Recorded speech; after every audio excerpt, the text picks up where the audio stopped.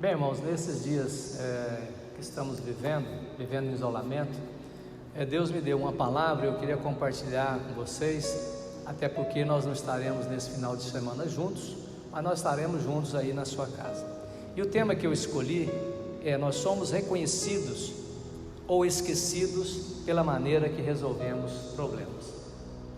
O mundo está vivendo uma guerra invisível contra um inimigo invisível que se instalou sem que percebêssemos. Não existe nada mais difícil do que lutar com alguém que nós não podemos ver. Como é complicado perseguir algo que nós não enxergamos. Sempre quando nós enxergamos um inimigo e nós sabemos que ele existe, nós fazemos táticas e estratégias e procuramos ver qual a maneira melhor de vencê-lo. Mas o pior é quando nós descobrimos que aquele ao qual nós temos que vencer está ao nosso derredor e é invisível.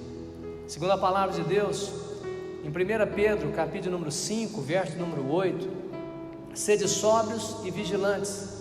O diabo, vosso adversário, anda em derredor, como o leão que ruge, procurando para vos devorar. O jeito que lidamos com essas guerras determina o tempo que nós vamos permanecer nelas. Presta atenção, o jeito que nós lidamos com essas guerras vão determinar o tempo que nós vamos permanecer nela. Cada problema que surge em nossa vida determina o quanto nós confiamos ou não em Deus. E agora é o momento de nós separarmos o joio do trigo. É momento de nós sabermos quem é crente e quem é descrente. É momento de nós sabermos quem crê em Deus e quem não crê em Deus. Então é o momento agora de nós sermos separados. Se você estiver vivendo em grandes batalhas, não pense que é inferior ou que Deus se esqueceu de você. Lá no livro de Salmos, no capítulo número 55, no verso número 22, diz assim: lança o teu cuidado sobre o Senhor e Ele te susterá. Nunca permitirá que o justo seja abalado. Lança o teu cuidado ao Senhor e Ele te susterá. Ele não vai permitir que o justo seja abalado. A Bíblia diz, irmãos, que nós somos justos, que nós somos justificados pelo amor, pelo poder de Deus. Quando nós aceitamos a Jesus, a Bíblia diz que nós somos justos.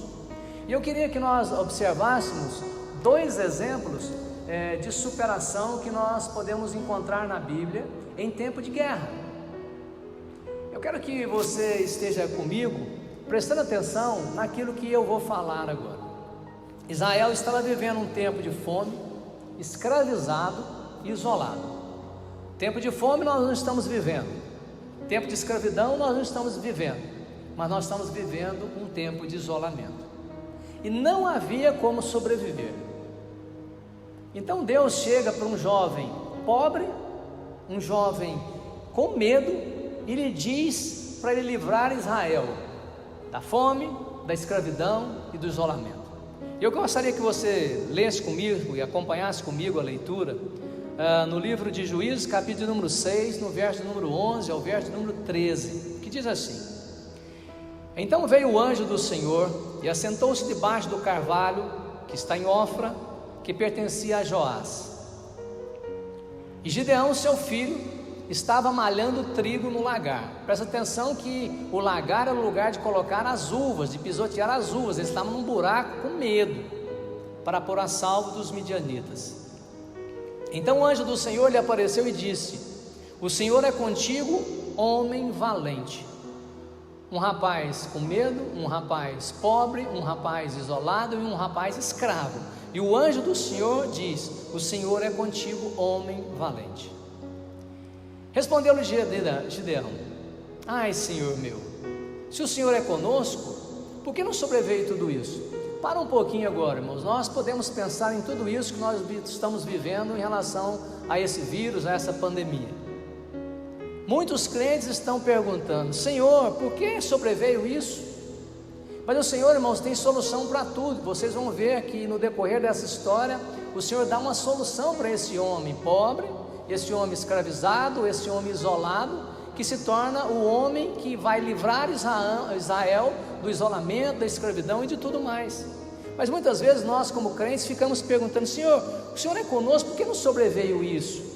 E ainda Gideão faz uma outra pergunta: o que é feito das maravilhas que os nossos pais nos contaram? O que é feito das maravilhas que nós falamos na igreja? O que é feito dos milagres que nós vemos todos os dias? O que é feito de tudo isso? E ainda Gideão completa: não nos fez o Senhor subir do Egito?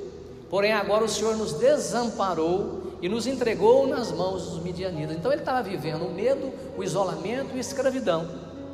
E o anjo chega e diz: olha, o Senhor é forte, você é valente. Irmãos, este homem com medo e pobre livrou toda uma nação. Deus é capaz de transformar os fracos, os tímidos e os abatidos para grandes vitórias. Pense nisso, irmãos. Hoje, talvez nós somos os fracos, nós somos os tímidos, os abatidos, mas Deus quer nos dar grandes vitórias. Então nós precisamos pensar. Se você for ler e continuar lendo o livro de Juízes, nós não vamos ler, mas se você continuar lendo, você vai ver que Gideão foi um homem que restaurou Deus em Israel. Você pode ser esse homem, você pode ser essa mulher que restaura Deus nas famílias que estão aí apavoradas. Nós, como os cristãos, irmãos, nós temos que ter precauções, mas nós não estamos apavorados. Mas o mundo está apavorado. Eu quero deixar um segundo e último exemplo com vocês, também de Israel. Israel tinha um grande problema: Golias. Golias durante 40 dias afrontou o povo. Golias durante 40 dias humilhou o povo, e não tinha solução para isso. E você pode perguntar: qual foi a solução? Um garoto sem experiências em guerras, mas com coragem para enfrentar o problema. Um garoto sem experiência em guerras, mas que teve coragem para enfrentar o problema. Eu acho assim que Davi deve ter pensado consigo mesmo: se eu morrer, no mínimo eu vou ser chamado de corajoso, mas se eu sobreviver, serei aclamado por todos. E foi isso que aconteceu com Davi. Não apenas sobreviveu, mas se tornou o rei de todos. Um rapaz que não dava conta de colocar a sua armadura, não tinha espada, não tinha lança, não deu certo nada do que tinha feito. E a Bíblia diz que ele, com uma pedra, restaura a vitória, restaura a bênção de Israel. Todo problema, irmão, presta atenção no que eu vou dizer. Todo problema é precedido de uma grande promessa. E toda grande promessa tem um grande problema para ser resolvido. Vocês entendem isso? Entendem que existem grandes promessas, mas existem grandes problemas. De que forma você gostaria de ser lembrado? De que forma você gostaria de ser lembrado pela comunidade a qual você faz parte? Aquele que é reconhecido por sanar problemas e que confia plenamente em Deus, ou aquela pessoa que causa problema? Você quer ser lembrado ou reconhecido pelo que realizou, pelas obras que você fez, pelo amor que dedicou, pela fé que professou, ou quer ser esquecido pelos problemas que causou?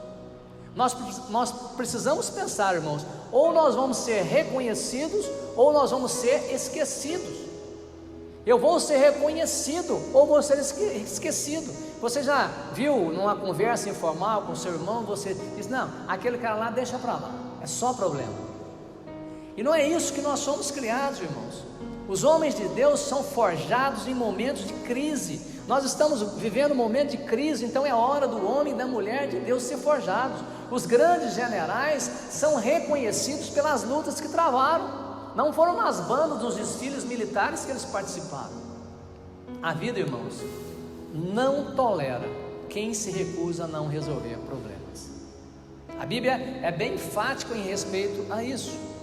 Olha o que diz em 1 Tessalonicenses, capítulo número 3, verso número 10: porque quando ainda estávamos convosco, isto vos mandamos: se alguém não quer trabalhar, que não coma. Eu quero concluir dizendo para você: portanto, amados irmãos, nesses dias de isolamento, pense um pouco mais a respeito da diferença que você faz na sociedade.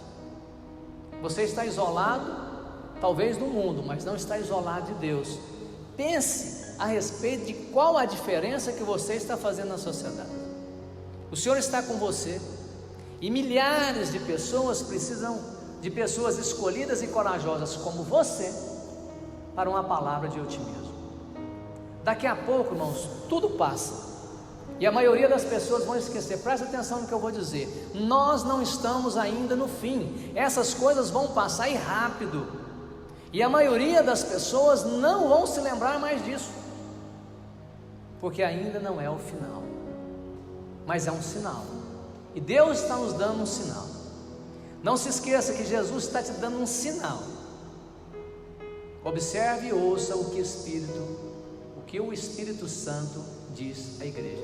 Que Deus nos abençoe, tenha um excelente final de semana, e que a graça do Senhor esteja sobre nós. Eu queria ainda abençoar você, que você, na sua casa, onde você estivesse, estendesse as mãos assim, para receber a bênção do Senhor. Que o Senhor te abençoe e te guarde, que o Senhor faça resplandecer o seu rosto sobre ti, e tenha misericórdia de ti. Que o Senhor levante o seu rosto sobre ti, e te dê a paz, em nome de Jesus. Deus te abençoe.